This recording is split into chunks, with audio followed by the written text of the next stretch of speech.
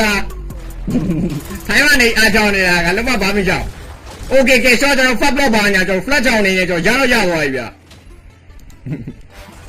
လုံးဝဘာမှမကြောက်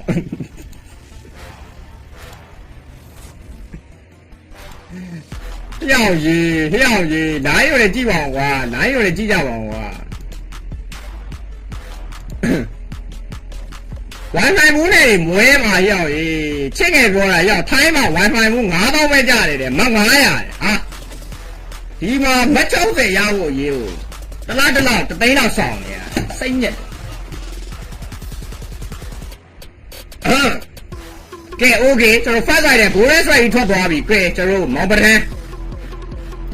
ဘာမှကြောင်ဆရာဖြစ်သွားပြီဘာမှကြောင်ဆရာဖြစ်သွားပြီဘာမှကြောင်ဘိုင်ဝမ်ပွဲတိတ်ရုံဆော့တော့ရောဆရာကြီးပြောရတယ်တကယ်ဘာမှကြောင်ပါဟမ်ကဲဟိုမြန်မာလိုပဲကဲ့တယ်ဟုတ်လားမြန်မာလိုပဲတားရတော့နော်မြန်မာလိုပဲအိုင်မျိုးဆုံးတာပြန်ဟုတ်လားဗျာ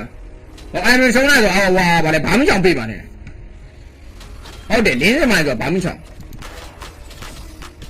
ကျွန်တော်တငယ်ချင်းချစ်ဆုံးတငယ်ချင်း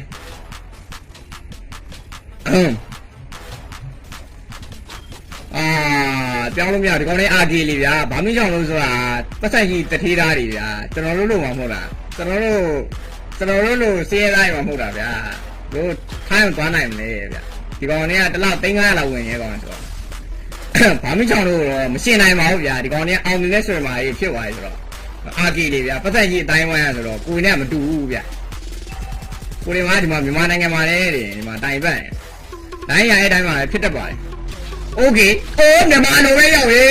โอ้ပြက်နေတယ်တိုင်းโอ้ဂျိုက်တာပါရီမချမြောက်ပဲရရိုက်တယ်ပါရီ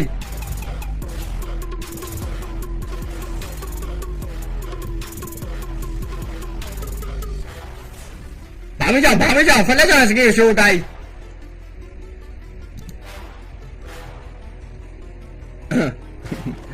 ဘိုင်မကတ်ဘူး